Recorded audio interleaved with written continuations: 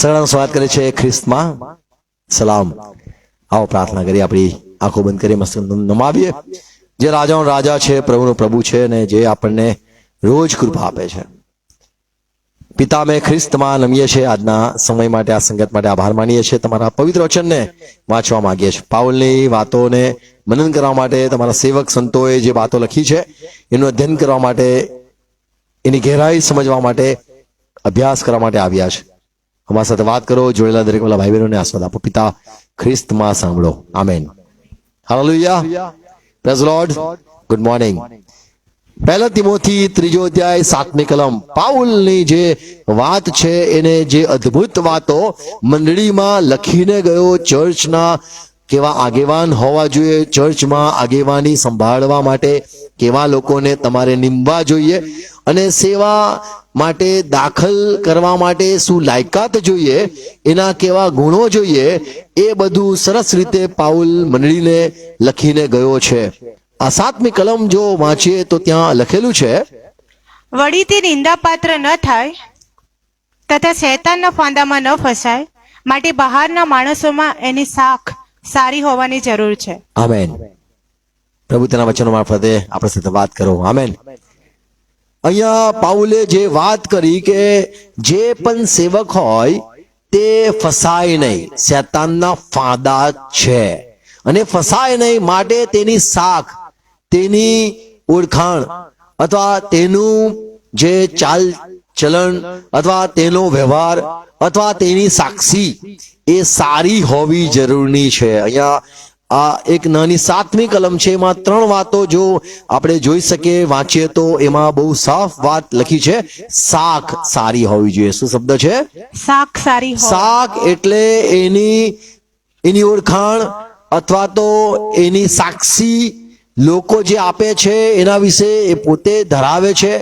એ સાક્ષી પહેલી વસ્તુ સારી હોવી જોઈએ. બીજી વાત કે છે, વાંચો, નિંદાપાત્ર ન થાય તથા શૈતાનના ફાંદામાં ન ફસાય. ફરીથી વાંચીએ 7મી કલમ. વળી તે નિંદાપાત્ર ન થાય તથા શૈતાનના ફાંદામાં ન ફસાય માટે બહારના માણસોમાં, અહીંયા શબ્દ છે બહારના માણસોમાં તેની શાખ સારી હોવી જોઈએ. બીજી વાત, સાક્ષી સારી હોવી જોઈએ. એના વિશેના લોકોના ખ્યાલો અથવા એના વિશેની લોકો તરફની વાતો, એની ઓળખાણ બહારના લોકોમાં સારી હોવી જોઈએ. અને ત્રીજી વાત કે છે એ શૈતાનના ફાંદામાં ના ફસાય માટે આ જરૂરની વાત છે.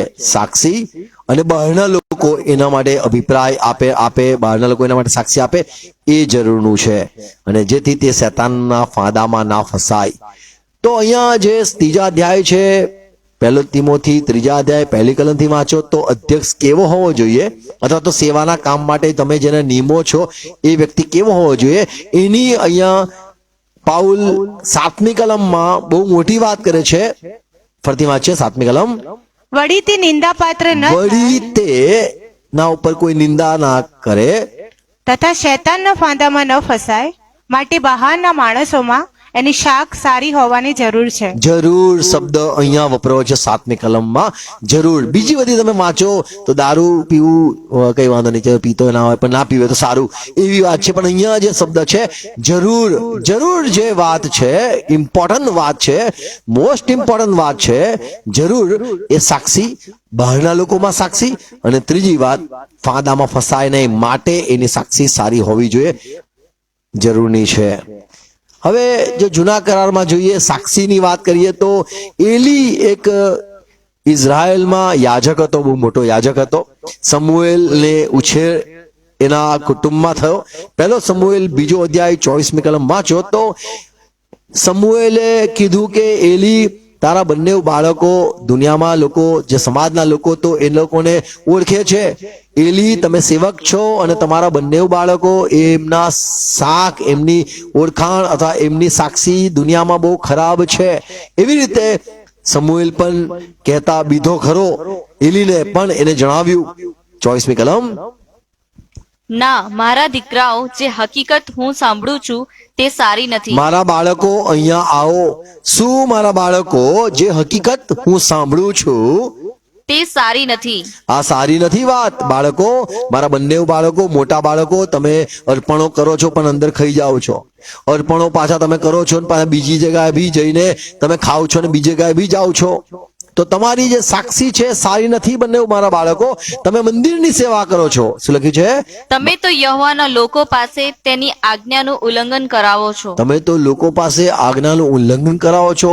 વધારે તમને ભૂખ લાગી હોય તો ભાઈ ઈશ્વરે માગ્યું છે આજે તો બકરી લાવો, આજે શું ખાઈએ, આજે આ ખાઈએ, એમ તમે લોકોની પાસે ખોટી ખોટી અપેક્ષા રાખો છો. અને લોકો પ્રભુના લોકો છે એમાં તમારી સાક્ષી ખરાબ છે. હું આ શું સાંભળું છું? 24મી કલમ. ના મારા દીકરાઓ, જે હકીકત હું સાંભળું છું તે સારી નથી. તમે તો યહોવાના લોકો પાસે તેની આજ્ઞાનું ઉલ્લંઘન કરાવો છો. તો અહીંયા સાક્ષી બાપને ખબર પડી, યાજકને ખબર પડી કે મારા બંને જે પુરોહિત, મારા બંને યાજકો, મારા બંને દીકરાઓ જે સેવાઓ અર્પણ વેદી પર કરી રહ્યા છે એ બ્યાલ બીજા દેવોને પણ અર્પણ કરવા જાય છે અને આ લોકોને ખોટું શીખવે છે. તો કહે છે મેં તમારા વિશે જે સાંભળ્યું છે એ સારું નથી. સાક્ષીની વાત અહીંયા સેવકોને માટે કરવામાં આવી. નેહેમ્યા 6 અધ્યાય 17 થી 19 કલમ વાંચો તો નેહેમ્યા એક મોટો પ્રધાન માણસ જેવો હતો જેને નીમવામાં આવેલો કે ઇઝરાયેલના લોકો જે પાછા આવ્યા છે એમની ગણતરી કરવામાં આવે. અને આ જે નેહેમ્યા છે એ મોટો સેવક થઈ ગયો. અને એ ના વિશે જો જોઈએ તો એ કે છે 17મી કલમ. વળી તે સમયે યહૂદિયાના અમીરો ટોબિયા પર ઘણા પત્રો મોકલતા હતા. હા, તેમજ ટોબિયાના પત્રો પણ તેમના ઉપર આવતા હતા. યહૂદીઓમાં ઘણાએ તેની આગળ સોગન ખાધેલા હતા, કેમ કે તે આરાહના પુત્ર સખાન્યાનો જમય હતો અને તેનો પુત્ર યહોહાનાન બેરેખ્યાના પુત્ર મસુલામની પુત્રી સાથે પરણ્યો હતો. તેઓ મારી આગળ તેના સુકૃત્યો કહી બતાવતા હતા. એના નેહેમ્યાના સારા કાર્યો કે આના કાર્ય સે અરાહના કાર્યો બતાવતા હતા ને મારી કહેલી વાતો તેને કહી દેતા. ટોબિયા મને બીવડાવવા સારું પત્રો મોકલતો હતો. તો અહીંયા રિપોર્ટો આવ્યા, ખોટા સારા રિપોર્ટો આવ્યા. એની વાત છે કે એમના કાર્યો સારા છે, બીજાની આગળ સારા છે, એ અહીંયા જોઈએ છે. તો સાક્ષી બહુ અગત્યની છે. કઈક જગાએ હોદ્દા માટે જરૂરનું છે. લોકો સાક્ષી આપે છે. 3 લોકો સાક્ષી આપે છે. એક તો કુટુંબના લોકો સારી સાક્ષી આપતા હોય છે. જે તમારા ચાહક હોય છે એ સારી સાક્ષી આપતા હોય છે. તમારા સંબંધીઓ છે એ સારી સાક્ષી આપતા હોય છે. આપણી સારી સાક્ષી તો આપણા કુટુંબ આપતા હોય છે, કેમ કે એ ઈચ્છતા હોય છે કે એનું નામ ખરાબ ના થાય. અને આપણા વાલાઓ આપણને નીચું દેખાડા નહીં માંગતા. અને એટલા માટે કોઈને પૂછવામાં આવે ભાઈ ફલાણા ભાઈ કેવા છે, ભાઈ એ તો મારા સંબંધી છે, બહુ સારા છે. સંબંધી અથવા આપણને પ્રેમ કરનારા, આપણા ચાહનારા અને આપણા કુટુંબ, મા બાપ હોય, ભાઈ હોય, એ આપણા માટે સારી સાક્ષી આપતા હોય છે બીજામાં. જેથી એમ કે નહીં તો કોઈ કે તારો ભાઈ આવો તો કે ના મારો ભાઈ એવો છે જ નહીં. પોતાના નામ જાળવવા માટે, કુટુંબને માન મળે જાળવવા માટે એ સંતાડતા હોય છે. સારી સાક્ષી તો આપણા લોકો આપતા હોય છે, પણ જે દુશ્મન હોય છે એમને જો પૂછવામાં આવે તો એ આપણી ખરાબ સાક્ષી આપે છે. બહારના લોકો આપણી સારી સાક્ષી કદી નથી આપતા. પ્રેતકૃત્ય 10મો અધ્યાય 22મી કલમ વાંચો તો કર્નેલસ, માફ કરો, 10મો અધ્યાય તેની 22મી કલમ. ત્યારે તેઓએ કહ્યું કે કર્નેલિયસ નામે એક સુબેદાર છે. તે ન્યાય તથા દેવનું ભય રાખનાર માણસ છે અને તેને વિશે આખી યહૂદી કોમ સારું બોલે છે. આ કર્નેલસ એ યહૂદી માણસ નથી, એ તો બીજા ગ્રીકમાંનો માણસ છે જે અન્ય જાતિમાંથી યહૂદી ધર્મ પાળવા આવી ગયો છે. એ યહૂદી શાસ્ત્ર હવે પ્રમાણે ચાલવા લાગ્યો છે. લોકોએ સાક્ષી આપે. કર્નેલસ તો બહુ જ મસ્ત માણસ છે. બહારના લોકો સાક્ષી આપે છે, એટલે યહૂદી લોકો સાક્ષી આપે છે કે ભાઈ ઈશ્વરની બીક રાખનાર માણસ છે, ન્યાયી માણસ છે. અને યહૂદીઓમાં એની સાક્ષી સારી છે, અન્ય જાતિમાં એટલે યહૂદીઓમાં. કારણ કે આ કર્નેલસ એ બિન યહૂદી હતો, યહૂદી માણસ નતો, પણ એ યહૂદી ધર્મ પાળવા ગયો અને યહૂદીના લોકો એના માટે સારી સાક્ષી આપતા હતા. જ્યારે પાઉલનું બદલાણ થયું તો પાઉલ પાસે જે માણસને મોકલવામાં આવેલો એનિયાસ આવીને પાઉલને કહે છે કે જે ઈસુ તને માર્ગમાં દેખાયો એને મને મોકલ્યો છે અને તું સેવક થાય માટે હું તારી પાસે આવ્યો છું. તું પવિત્ર આત્માથી ભરપૂર થાય, તું બાપ્તિસ્મા પણ લે, અને એટલા માટે એ પ્રભુએ જે તને દર્શન આપ્યું એને મને કીધું છે કે જઈને તું આ સાઉલને માટે પ્રાર્થના કર અને તે મારો સેવક છે. તો આ સાઉલ જે પાઉલ બન્યો, સેવામાં આવ્યો, એ એનેયાસ માટે સાક્ષી આપે છે. 12મી કલમ, પ્રેરિત કૃત્ય 22મો અધ્યાય 12મી કલમ. નિયમશાસ્ત્ર પ્રમાણે ચાલનારો અનાન્યા નામે એક ઈશ્વર ભક્ત હતો. ઈશ્વર ભક્ત હતો એવું કોણ કે છે? પાઉલ કે છે. હા, ત્યાંના રહેનારા સર્વ યહૂદીઓ તેને વિશે સારું બોલતા હતા. આમેન. આગળ તે મારી પાસે આવ્યો. પાઉલ કે છે એ માણસ જેને હું ઓળખતો નતો, પણ લોકો એના માટે બહુ સારી સાક્ષી આપતા હતા. એને મારા માથા પર હાથ મૂક્યો. કેટલી મોટી વાત છે. આપણા પર બધા મોટા ભાગે હાથ મૂકતા હોય છે, આપણને ખબર નહીં, પણ અહીંયા પાઉલ કોણ એને આજે દુનિયા ઓળખે છે. પણ એની પાછળનો જે માણસનો પ્રભુએ ઉપયોગ કર્યો એ એનિયાસ, અથવા તો ગુજરાતીમાં છે અનાન્યા, જેનો દેવે ઉપયોગ કર્યો. દેવે એનો ઉપયોગ કર્યો જેની સાક્ષી સારી હતી. તો જે પ્રભુ વાપરે છે એ સાક્ષીની વાત છે. આજે મોટા ભાગે લોકોને લાગે છે મને સામર્થ મળી ગયું, મને બાઇબલ વાંચતા આવડી ગયું, મને પ્રચાર કરતા આવડી ગયું, મને વગાડતા ગાતા આવડી ગયું, હવે હું 10-12 માણસોમાં બોલી શકું છું, મને થોડું જ્ઞાન મળી ગયું છે, મને બધું હવે સમજણ પડી ગઈ છે, હું બહુ સરસ પ્રાર્થના કરી શકું છું, હું બહુ લાંબો સંદેશો આપી શકું છું, હવે મને બધું જ બાઇબલ બધું મેં વાંચી લીધું છે, હું જઈને પ્રચાર કરીશ. ના, દેવ ઉપયોગ કોનો કરે છે? પાઉલ જે 1 તિમોથી 3:7 જે વાંચ્યું કે જેને અધ્યક્ષ થવા ઈચ્છા રાખે છતાં તો તમે જેને દીક્ષા આપીને સેવામાં મોકલવા માંગો છો એ જરૂરનું છે. શાખ સારી છે, શાખ અગત્યની છે, ત્યારે એનો ઉપયોગ થાય છે.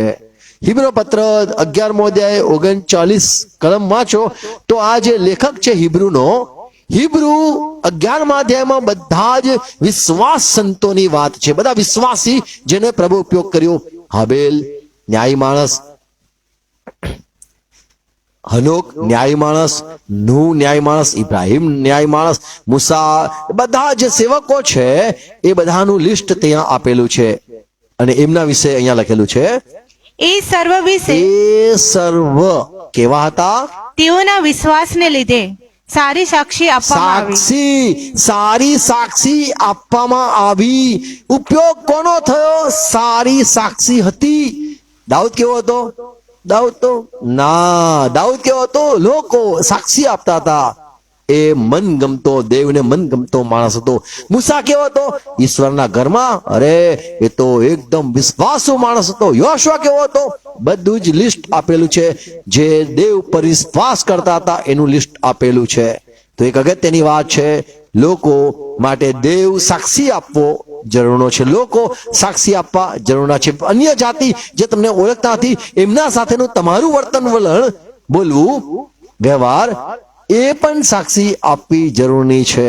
તો અહીંયા જે લખેલું છે એ વિશ્વાસીઓની સારી સાક્ષી આપવામાં આવેલી અને તેઓ વિશ્વાસમાં સરસ લોકો હતા, ઈશ્વરનું ભય રાખનારા લોકો હતા. એ સાક્ષી છે. હિબ્રુ પત્ર 11મો અધ્યાય 2જી કલમ.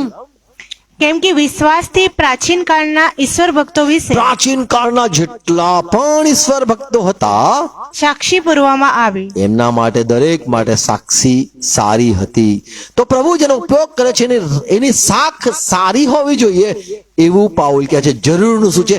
એક પતિનો વર હોય એ બધી વાત ઇમ્પોર્ટન્ટ નથી, એ સાક્ષી અગત્યની છે. જો આપણે વાંચીએ, અભ્યાસ કરીએ તો સમજાશે પાઉલ કેવી રીતે ભાર આપે છે. 1 તિમોથી 5મો અધ્યાય 10મી કલમ. સત્કર્મ કરનાર માટે જે સ્ત્રી હોય, સેવામાં દાખલ થતી હોય, એના માટે પણ લખેલું છે ખ્યાતિ પામેલી. એટલે એની સારી ઓળખાણ હોવી જરૂરી છે. પોતાના છોકરાનું પ્રતિપાલન કર્યું હોય, હા, પરણાગત કરનારી હોય, પરણાગત સેવાભાવી હોય, સંતોના પગ ધોયા હોય, હા, સંતોને પ્રેમ કરનાર વ્યક્તિ હોય, દુઃખીઓને સહાય કરી હોય દુઃખીઓને સહારા માટે દોડી જતી વ્યક્તિ હોય, અને સત્કર્મમાં ખંતેલી હોય, અને સત્કર્મો કરવા માટે બહુ ઉત્સુક હોય, ખંતીલી હોય, મહેનતુ હોય, એવી સ્ત્રીના નામ ટિપ્પણીમાં અથવા તો બહુ જ ઉપર લખાય. તો સાક્ષી અહીંયા છે કે જે લોકોમાં સારું નામ હોય, ભાઈ બોલવામાં બહુ સરસ, સેવામાં તો બહુ સરસ, વ્યવહારમાં બહુ સરસ, સંતોને માટે માન બહુ સરસ, આ ખ્યાતિ પામેલી હોય, લોકો કહેતા હોય બહુ સરસ. જેમ દુર્કસ માટે પણ સાક્ષી હતી, પિત્તર તમે જાઓ એના માટે પ્રાર્થના કરો, એ તો મરી ગઈ છે અને ઉપર એને મેળી પર સુડાવેલી છે, પિત્તર જલ્દી આવો. અરે એને તો બહુ સેવા ગઈ છે, બહુ દાન ધર્મ કરતી હતી, રૂડું કરવામાં આગળ પડતી હતી. એવી સાક્ષી દુર્કસ પ્રભુની શિષ્ય માટે એવી સાક્ષી આપવામાં આવેલી. લોકો આપતા હતા, મોટા ભાગે મરી જાય પછી લોકો બે શબ્દ કહે છે બોલો, તો એમ કહેતા બહુ ભલા માણસ હતા. આ શબ્દ મરણ પછી હોય છે. જીવતા માણસોની જે સાક્ષી અગત્યની છે. અહીંયા જે સાક્ષીની વાત લખી છે, રૂડું એટલે સારું, શાખ એટલે એમની સારી ઓળખાણ, નામ સારું હોય એ શાખ કહેવાય છે. ત્રણ વાતો પર ભાર બાઇબલ આપે છે. એક તો એમનું લોકો સાથે વર્તન, એમના મેનર્સ કહો એટલે એમનું ઉઠવું બેસવું, વાતો કરવું. આ બીજી વાત, જીભ શબ્દો અગત્યના છે. સાક્ષી એની બોલવામાં બહુ બહુ બહુ મારફાડ બોલે છે. કેવા બોલે છે? કાપી નાખો એવું બોલે છે. વિંધાઈ જવાય એટલું ખતરનાક જીવ હોય છે. એવું બોલે કે આપણો ચીરાઈ જાય ને આપણે કંઈક જવાબ નહીં આપી શકીએ. જીભ તો એટલી ખતરનાક છે એમની. એવી લોકો સાક્ષી આલતા હોય છે. વર્તન બહુ મસ્ત છે, બોલે છે એટલે એમનું સારું છે, સેવાભાવ ને બધાને માન આપવું, આદર સત્કાર કરવો, એ બહુ સારું છે. અને ત્રીજી વાત સાક્ષીમાં જરૂરી છે, દેવ પર વિશ્વાસ કરે છે, દેવને પ્રેમ કરે છે, આ સાક્ષી ગણાય છે. સારું વર્તન બરાબર છે અને સારી જીભ બરાબર છે અને સાથે દેવને પ્રેમ કરતા વ્યક્તિ હોય, વિશ્વાસી વ્યક્તિ હોય, દેવ પર પ્રભુ પર હંમેશા વિશ્વાસની વાત કરતા હોય, આને સાક્ષી કહેવાય છે. તો અહીંયા જે પાઉલ કહે છે કે જે અન્ય જાતિમાં પણ એની શાખ સારી હોવી જોઈએ. ખાલી તમારું લોકોના સાથેનો પ્રેમ સંબંધ અથવા તો સેવા વ્યવહાર એ જ નહીં અને બોલવાનું વર્તન એ જ નહીં, પણ વિશ્વાસની પણ સાક્ષી આપવી લોકો જરૂરી છે. આમેન. તો જ્યારે લખેલું છે કે એની બહારમાં શાખ સારી હોવી જોઈએ, એટલે લોકો એના માટે સારું બોલનાર હોવા જોઈએ. ત્રણ વાતો સારી બોલનાર હોવા જોઈએ. ભાઈ ઈશ્વરમાં માને છે, વિશ્વાસ કરે છે, બાઇબલ પણ વાંચે છે, એક સાક્ષી. અને જે લોકો સાથે વ્યવહાર છે સમાજ સાથે એ પણ, અને એનું બોલવું એ પણ અગત્યનું છે. ત્યારે કહેવાય છે શાખ સારી છે. જો આમાંથી ત્રણ વસ્તુમાં એક વસ્તુ ખૂટતું હોય તો શાખ સારી નથી ગણાતી. વ્યવહાર સારો હોય, બધાનું ભલું કરતા હોય, બધાને આપતા હોય, પણ બોલી જતા હોય તો એક કામનું નથી. અથવા તો બહુ સારું સારું મીઠું મીઠું બોલતા હોય પણ કોઈને મદદ પૈસાની ના કરતા હોય તો બી સારું નથી. અને જો બંને વસ્તુ હોય પણ પ્રભુ પર પ્રેમ ના કરતા હોય, ઈશ્વરની વાત ઈશ્વરથી બીતાલા હોય, પ્રભુ પર વિશ્વાસ ના કરતા હોય, તો પણ એ શાખ એની સારી અથવા તો ઈશ્વરમાં માને છે, નથી માનતા તો પણ એમ કહેવાય છે એની શાખ અથવા તો એનું નામ સારું નથી. વિશ્વાસી અગત્યનો હોવો જોઈએ. બીજો કોરિન્થી 6 અધ્યાય 8મી કલમમાં અહીંયા પાઉલ કહે છે, ભલે અમારા વિશે લોકો ગમે તેવું બોલતા હોય, માન તથા અપમાન વડે, હા, અપકીર્તિ તથા સુકીર્તિ વડે હા, ઠગ ગણાતા અમને છતાં લોકો ખરા, ઠગ ગણે છે તો છતાં પણ ખરા. છતાં અમે ખરા રહીએ છીએ. આમેન.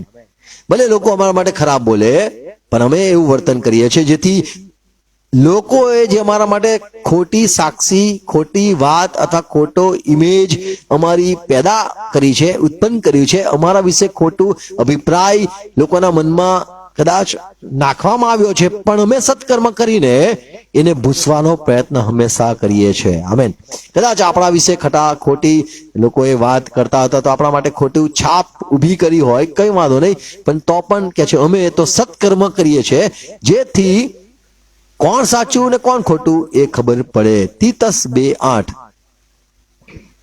અને જેમાં કઈ પણ દોષ કાઢી ન કોઈ શકાય દોષ ના કાઢી શકે એવી ખરી વાતનો ઉપદેશ કર, ખરી વાતનો ઉપદેશ કરજે તીતસ, જેથી જેઓ વિરુદ્ધ પક્ષના જેથી હોય જેઓ તને ઠગ ગણે છે, જૂઠા ગણે છે, ખોટા ગણે છે, લુચ્ચા ગણે છે, લફંગા ગણે છે, જે કઈ ગણે છે તેઓને આપણા વિશે કઈ ભૂંડું બોલવાનું નિમિત્ત ન મળવાથી એમને કોઈ બહાનું ના મળે, કોઈ કારણ ન મળે, કોઈ નિમિત્ત ન મળે તેઓ શરમાઈ જાય. અને તેઓ શરમાઈ જાય. ભાઈ તમે તો કહેતા હતા હવે પણ તમે એમાં એકા ગુણ ના જો, તમે કહેતા હતા ઠગ છે, અમે તો કદી એવું નહીં જો કે કદી માંગ્યું હોય, અમે તો તમે લોકો આમ કહેતા હતા. તો લોકો જે છે એ શરમાઈ જાય. માટે સત્કર્મ કરનાર હોવા જરૂરના છે. જો નીતિ વચનમાં છે 31:12 લખેલું છે કે ભૂંડાઈના બદલે ભૂંડવું ન કરવું. પોતાના આવરદાના સર્વ દિવસો પર્યંત તે તેનું ભલું જ કરે છે અને ભલું જ કરે છે ને નહીં. ભૂંડું નહીં. જીવન આખા જીવન સત્કર્મ જ કરે છે જેથી જે સાક્ષી છે એ બની રહે. આમેન. પોતાના આખા જીવન દરમિયાન કદાચ કોઈએ કઈ આરોપ મૂક્યા એ પણ ભૂસાઈ જશે. તમે જ્યારે સત્કર્મ કર્યા જ કરશો તો લોકોએ જે તમારા માટે ખોટી છાપ ઊભી કરી છે અને હવે તમારી જે ઇમેજ બગડી ગઈ છે એ શોધી રહ્યા છે. કારણ હવે તમે જે કીધું છે આવા છે, ઠગ છે, ખરાબ છે, તો હવે એ વસ્તુ શોધવાનો અમે આજથી પ્રયત્ન કરીએ છીએ. પણ પેલા ભાઈ એવા સુધરી ગયા હોય અને આખા જીવન દરમિયાન સારું સારું રહેતા હોય તો પેલા જે કહીને ગયા છે ખોટા છે, ઠગ છે, એ ભૂસાઈ જાય છે. આખા જીવન દરમિયાન અમે કહે છે કે સારું જીવીએ છે. રોમન 12:21 આ જે સુલેમાન રાજા છે એની વાત અહીંયા શીખવવામાં આવે છે. ભૂંડાથી તું હારી ન જા, ભૂંડાથી હારી ન જા. પણ જે ભૂંડું સારાથી કરે છે અથવા ભૂંડું બોલે છે તમારા વિશે, તમારી સાક્ષી, તમારી સાખ, તમારું નામ બગાડે છે, એ તું હારી ન જા, પણ સારાથી ભૂંડાનો પણ પરાજય. સારું કરીને ભૂંડાને હરાવી દે. આમેન. પરાજય કર. આમેન. તો આપણી સાક્ષી સારી હોય તો આપણો દેવ ઉપયોગ કરે છે, પણ આપણી સાક્ષી ખરાબ થાય છે તો ખરાબ થઈ છે તો એને સુધારવા માટે અગત્યનું છે ભૂંડાઈ ન કરવી પણ રૂડું કરવું, સારું કરતા થાકવું નહીં, કે જેથી આપણી જે નામ લાગેલો છે, બટ્ટો લાગેલો છે, અપમાન ને ખરાબ નામ થયું છે એની જે લોકો શોધ તપાસ કરી રહ્યા છે એને કારણ મળે જ નહીં બીજી વખતે. કારણ કે આપણને જેટલા લોકો ઓળખી ગયા છે એને છોડો, પણ જે ઓળખી ગયા છે કે ખરાબ છે તો હવે એ ફેલાયેલું છે એને બંધ કરવા આ રીત બાઇબલ કહે છે. સમજાય તમને? ઓકે, કઈ વાંધો નહીં. તો 1 તિમોથી 2:23 પિત્તર ક્યાં છે? પેલો પિત્તર 2 અધ્યાય તેની 23મી કલમ. પ્રભુ ઈસુ ખ્રિસ્તે ભૂંડાઈના બદલે ભૂંડાઈ ન કરી અને એના મોંમાં કપટ માલુમ ન પડ્યું અને એને હેરાન કરવામાં આવ્યો, સતાવવામાં આવ્યો, તો પણ તેને ધમકી તો ના આપી. લોકો કહેતા ઠગ છે પણ પ્રભુએ ધમકી આપી જ નહીં. અને લોકો વિચારતા હતા કે પેલા ભાઈએ કીધેલું, પેલા બહેને કીધેલું કે આ છાપ આપેલી, આવી તમે જોતા જ નથી. વાંચો. તેને નિંદા સહન કરીને સામી નિંદા કરી નહીં. પ્રભુ ઈસુ ખ્રિસ્તે લોકોની આગળ એક સાખ નામ બતાવ્યું, નિંદા કરી જ નહીં. દુઃખો સહન કરીને દુઃખો ધમકી આપી સહન નહીં. કર્યા અને ધમકી બદલામાં આપી નહીં. પણ અદલ ન્યાય કરનારને પોતાને સોંપી દીધો. દેવ તમે ન્યાય કરો. આમેન. તો આપણી સાક્ષી અગત્યની છે. આપણી સાખ નામ જે સારું છે એ અગત્યનું છે સેવામાં દાખલ થવા માટે. 1 તિમોથી 3 અધ્યાય 6ઠ્ઠી કલમ જો વાંચીએ તો ત્યાં લખેલું છે 1 તિમોથી 3 અધ્યાય તેની 6ઠ્ઠી કલમ વાંચીએ અને 7મી કલમ જે આપણે વાંચી કે જે તમારો વિરોધી છે અથવા તમારો જે શેતાન છે જે તમને પાડી નાખવા માંગે છે એના વિશે અહીંયા વાત લખેલી છે. નવો શિખાવ નહીં જો જોઈએ. નવો શિખાવ હશે તો શેતાન લટ્ટી મારીને પાડી નાખશે. અને 7મી કલમમાં લખ્યું છે જો તમારી સાક્ષી ખરાબ હશે તો બી તમે ફાંદામાં ફસાઈ જશો. તો શેતાન હુમલો કરી શકે છે એ અહીંયા વાત લખી છે 6ઠ્ઠી કલમ. નવો શિખાવ નહીં જો જોઈએ. નવો શીખવ હોય તો કદાચ ઉભરો હોય અને ઉભરામાં માણસો બહુ ગર્વિષ્ઠતા આવી જાય, અભિમાન આવી જાય. અને નવો શીખવ હોય જેમ કોઈને નવી નવી ગાડી આપી હોય, તમે જોજો લે બેટા ચલાવો ગાડી, એટલો ફાસ્ટ ચલાવે છે કે આપણે જોયા છે. નવી નવી સાયકલ આવી હોય તો ફટ એટલો ફાસ્ટ ચલાવે કે કોઈ ઠોકાઈ ના જાય એવી આપણને ચિંતા રહે છે. નવો શીખવ હોવો ન જોઈએ જે સેવામાં દાખલ થાય. કેમ રખે ને તે ગર્વિષ્ઠ થઈ જાય અને શેતાન જેવી શિક્ષામાં આવી પડે એવું પાઉલ કહે છે. અને 7મી કલમમાં કહે છે વળી તે નિંદાપાત્ર ન થાય તથા શૈતાનના ફાંદામાં ન ફસાય. ફરીથી શેતાનની વાત લખે છે, શેતાનના ફાંદામાં ફસાય નહીં. તો જે સાક્ષી હોય છે અથવા જે સેવક હોય છે એની જે સારું નામ હોય છે એને પાળવા માટે બધા જ પ્રયત્ન શેતાનના હોય છે. તો અધ્યક્ષનું કામ, મોટા મુખ્યનું સેવાનું કામ જે કરે છે એમાં સાક્ષી અગત્યની છે. નવો શીખવું ન જોઈએ, એ તો શેતાન આરામથી એમને પાડી શકે છે. તો આયા આપણે 2 બાબત જોઈએ છે કે જે નવો શીખવ હોય તો કદાચ રખેને અભિમાન કરે. અભિમાનનો ગુણ ના જોઈએ, નહીં તો શેતાન જેવી શિક્ષામાં તે આવી જશે. અને એની નામ, સાક્ષી અથવા તો એના વિશેની ઓળખાણ અથવા એના વિશેની સાક્ષી ખરાબ હશે તો એ શેતાનના ફાંદામાં ફસાઈ શકે છે. માફ કરો. 7મી કલમ. વળી તે નિંદાપાત્ર ન થાય તથા શૈતાનના ફાંદામાં ન ફસાય માટે બહારના માણસોમાં એની શાખ સારી હોવાની જરૂર છે. તો જ્યારે કોઈ સેવામાં દાખલ થાય છે, સેવા કરવા માંગે છે તો એ મુખ્ય ટાર્ગેટ હોય છે, એના ફોલોઅર્સ હોય છે, એના સાંભળનાર હોય છે. અને એકને પાળવાથી આખો લોટ પડી શકે છે. અને એટલા માટે શેતાન જે શિકાર કરવા માંગે છે મુખ્યને કરવા માંગે છે. એક પ્રેતકૃત્યનું પિક્ચર બનાવવામાં આવેલું અને એ પિક્ચરમાં બહુ સરસ ડાયલોગ મારવામાં આવેલો. પાઉલને જ્યારે પકડવામાં આવ્યો ત્યારે કહેવામાં આવ્યું, એ ડાયલોગ એવો હતો કે તું જ મોટો મગરમચ્છ છે, અમે તને જ શોધતા હતા. એવું બાઇબલમાં છે નહીં કલમ, પણ એ બતાવે છે કે મુખ્ય પાઉલ હતો. પાઉલથી બીજા બધા બળ પામતા હતા, નબળા લોકોને સામર્થ્ય મળતું હતું. પાઉલના એવા કામો જોઈને બીજા પ્રેરિત થતા હતા, સેવા કરવા માટે આવતા હતા. એનો વિશ્વાસ જોઈને લોકોનો વિશ્વાસ વધતો હતો.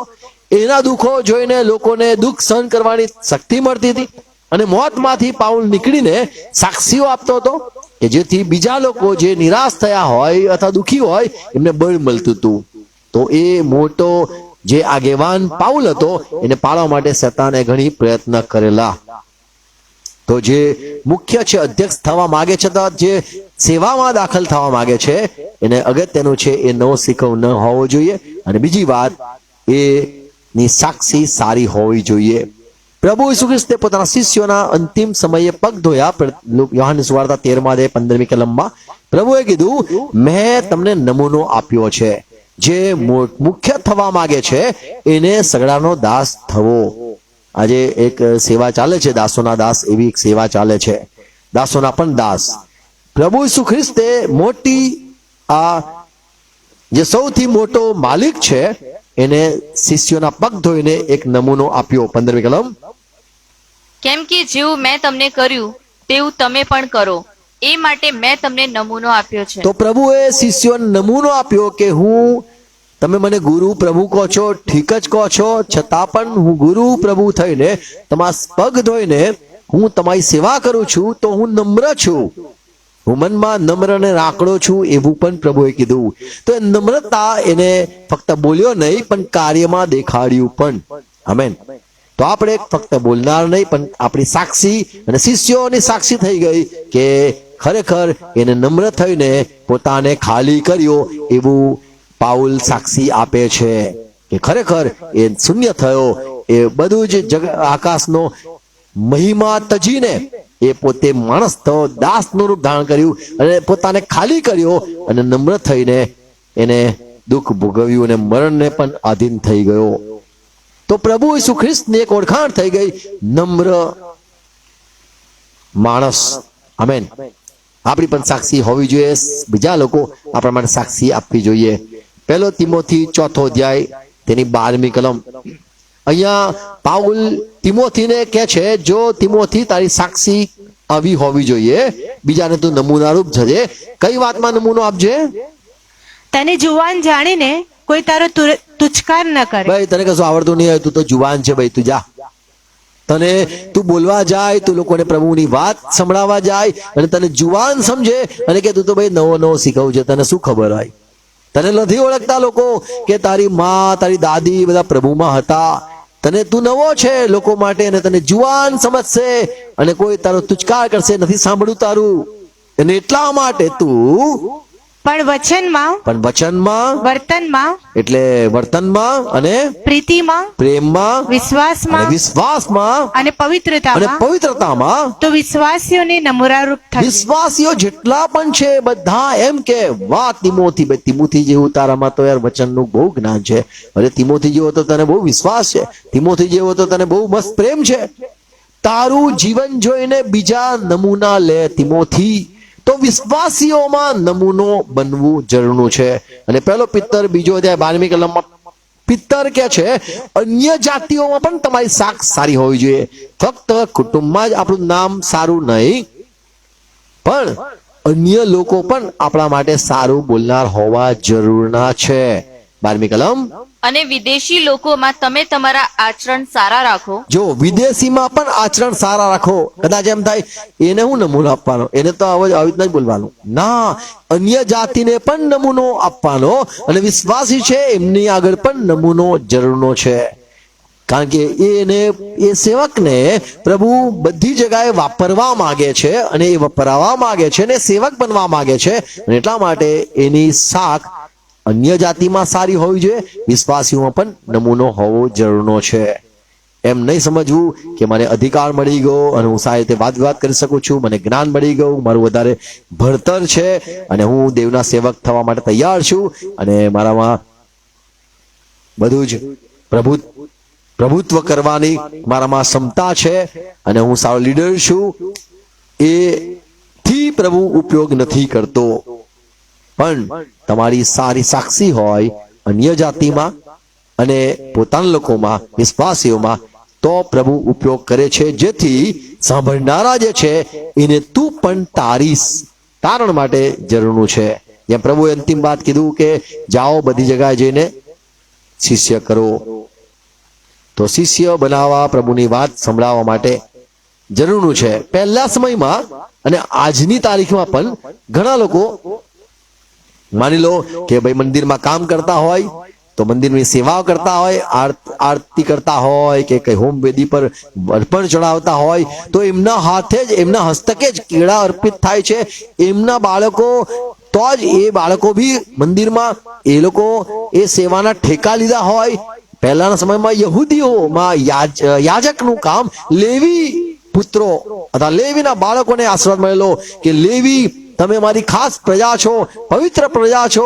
લેવી તમારે, યાજક વર્ગ તમારા હાથમાં સોંપેલું છે. તમારે દશાંશ લેવાનો, તમારે આરતી પણ કરવાનું, આ બધા માટે તમારે પ્રાર્થના કરવાની. બીજા બધા કુળો તમારી પાસે આવશે, તમારે એમને સલાહ સૂચન આપવાના, તમારે નિયમ શાસ્ત્ર, તમારે આ જે મૂસાનું લેખ છે એ તમે લખો, તમે જ એની કોપીઓ બનાવો. આ બધી જે સેવા હતી સાધારણ માટે નતું. મંદિરની સેવા અને પ્રભુના રાજ્ય માટેની સેવા એ ફક્ત લેવી પુત્રો માટે હતી. લેવી કુળમાં આવો છો, જેમ કોઈ બ્રાહ્મણ હોય તો ભાઈ પંડિત છો, પંડ્યા છો, કઈ પણ તે જે હોય ઊંચી કોમ, એ લોકો જ મંદિરની સેવા કરે, સામાન્ય લોકો નતા કરતા.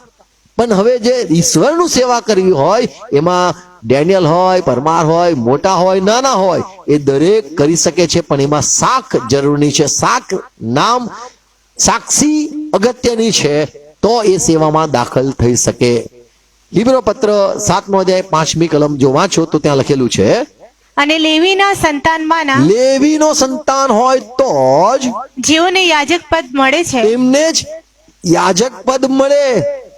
તેઓને બીજો કોઈ કુળનો આવેલો હોય, ભલે રાજા જેવો હોય, એનાથી મંદિરમાં જવાય બી નહીં અને મંદિરની સેવા કરાય પણ નહીં.